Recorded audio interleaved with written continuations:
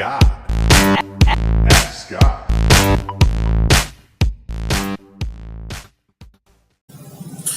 Hey Scott, how's it going, man?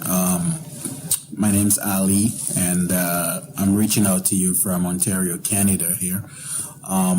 First of all, I just want to say, man, that it's awesome the amount of valuable content that you put out there for free.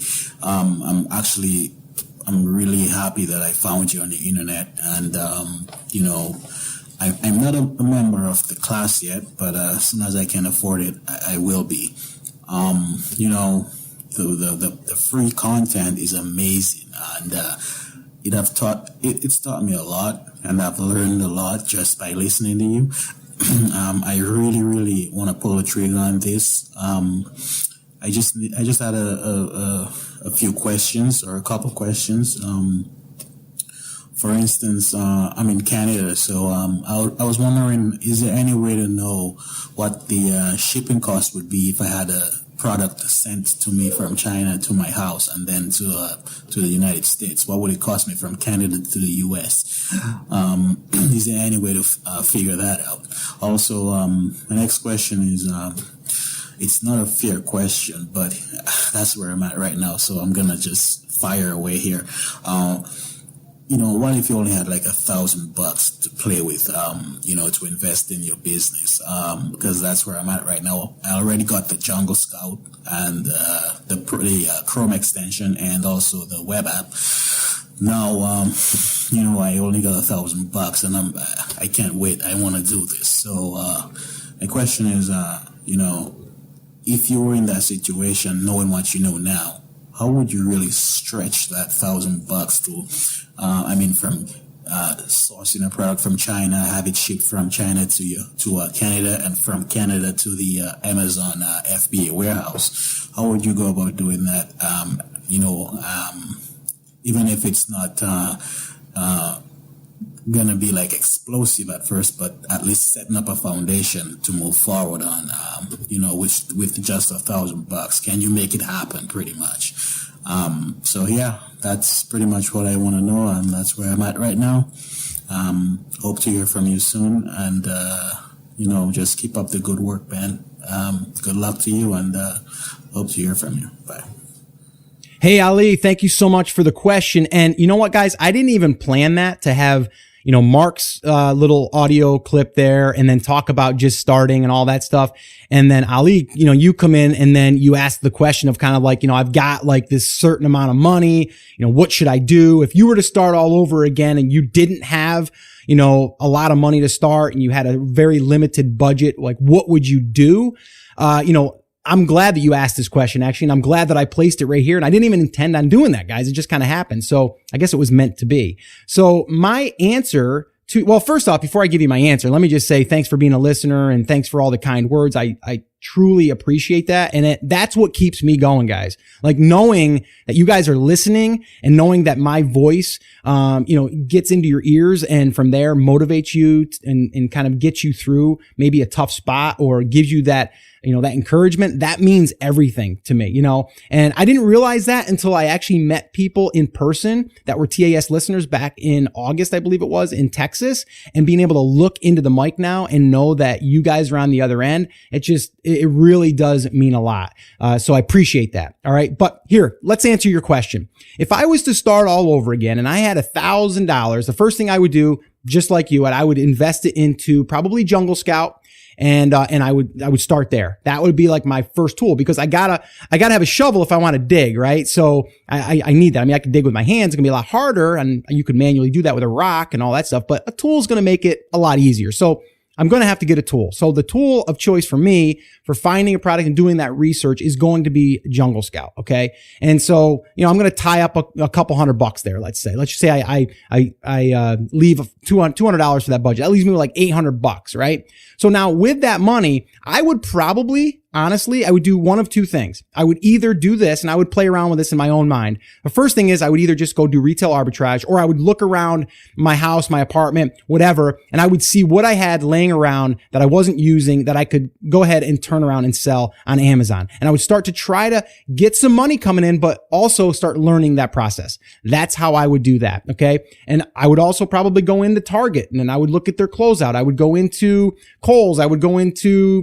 any Lowe's. I'd go into any place that was a big box type store, and I would start to see if I could find stuff and do the whole retail arbitrage thing, at least in the beginning, just to start the process. So I don't have to wait for a product. I don't have to wait for samples. None of that stuff. I can just get going because I've got a limited amount of money, and I want to get started because I'm very antsy and anxious, and that's just me, right? So that's probably what I would do. Now, the other part of that I would start thinking in my head is maybe, just maybe, I'm going to go ahead and do the AliExpress model.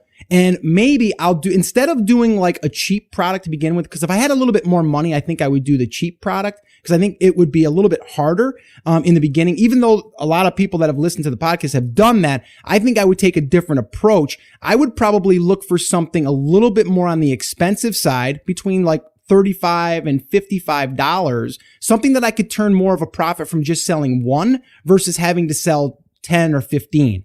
Right? So I would almost do like the TAS and Whitaker model, which was basically going ahead and buying something that was a little bit more expensive. I think he bought his first product for like 75 or $100. And then he was selling it for like 160, something like that. Now, the problem with that is it probably will be an oversized item. And then from there, I'm going to have to start thinking about, okay, well, now when I do want to scale this thing up, I got to figure out this whole, shipping by sea and freight forwarding and all that stuff. But I don't know if I would worry about that, because I would just want to see if this product or this market would be into this thing. And then I could also make some money without having to do a huge promotion, because again, I would be looking at Jungle Scout. I'd be looking at the web app. I'd be looking at if I could find products that were under optimized, that were still getting, 3, 4, 5 sales a day at a higher price point, because then I'm only having to sell 3 or 4 versus 10 or 15 or 20. So that's probably what I would do if I had that small limited amount of money. And if I went AliExpress and I bought that item, I could probably have it in a few days. And yes, it wouldn't be totally customized, but at this point, we're finding products that aren't really deep in the market for people just going out there and buying cheap products and trying to sell them. Now, I do believe if you have more money, you have more of an opportunity to test that by going out and ordering, over 50 items of each, and then running a promotion for each, and then being able to kind of validate the product that way. But that's a whole nother thing. So again, I'm just thinking out loud here, guys. And this is kind of like how my brain works. So the very first thing I'd be thinking of is, okay, what can I do today? Well, I can go to a department store today with my phone and scan some items and see if I can find some stuff that I could put in stock. And then also, here's another little thing that I just thought of this. The other thing I could start doing now is, while doing that, I'm also going to start seeing that there might be a market for these types of products. Then I can start thinking, can I private label something that's similar to this? Obviously, if it's not patented or, a huge name brand or anything like that, or maybe an accessory that went around this product that I went and I did a retail arb thing for. I think people that have done retail arbitrage, I think they have an advantage. I do. And I don't think I've ever said that publicly. Maybe I have, but what I think here is that they're able to test a bunch of different markets, because they're out there putting up 5 of this and 10 of this in all different markets. They don't really care that it's specific to their brand. They're just looking at products that they think they can sell. Could be board games, right? It could be books. It could be, toys. It could be a Nerf gun, or it could be any of that stuff, right? So when you're starting to test all of these different products in all these different markets, you can start to see if there's, markets that buy more frequently, or that buy certain products related around this stuff. So I'd be using it as a way to make money. I'd be using it as a way to learn the system and also learn the markets. So that's just, again, if you're on a limited budget, that's an opportunity to take advantage of, and you can get started today. If you guys want to submit a question, head over to theamazingseller.com/ask, and you can do that. I want to also, again, remind you guys, if you're brand new and this is your first time to the show, I want to welcome you. I love hanging out with you guys. This is just awesome to be able to virtually connect like this. And that's why I love the Ask Scott sessions. But if you are brand new and you're just getting your feet wet and you don't understand the entire process, the entire business model, I would recommend attending one of my live free workshops. This is where I break it down for you in 5 phases: how to pick a market and a product, how to source it, how to do a pre-launch, how to do a launch, how to promote the product, and everything in between. We go over that on a workshop, and we go through every single thing. We also do live Q&A. So if you want to attend one of them, I would love to invite you to the next one, and you can register for the next one by heading over to theamazingseller.com/workshop, and you can register there for an upcoming workshop.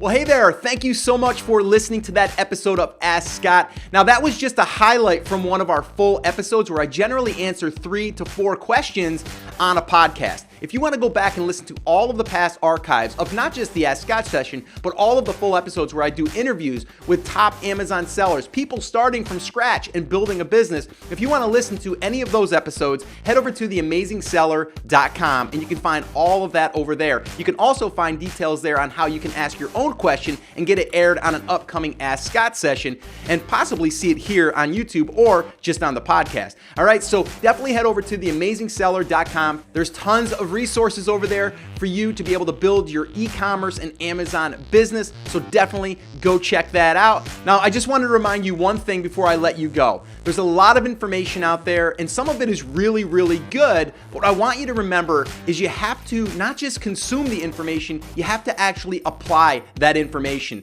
So take this information that you learned here today and apply it to your business. And this way here, you can get results. As my shirt says, I wear it almost daily. Take action. We'll see you guys.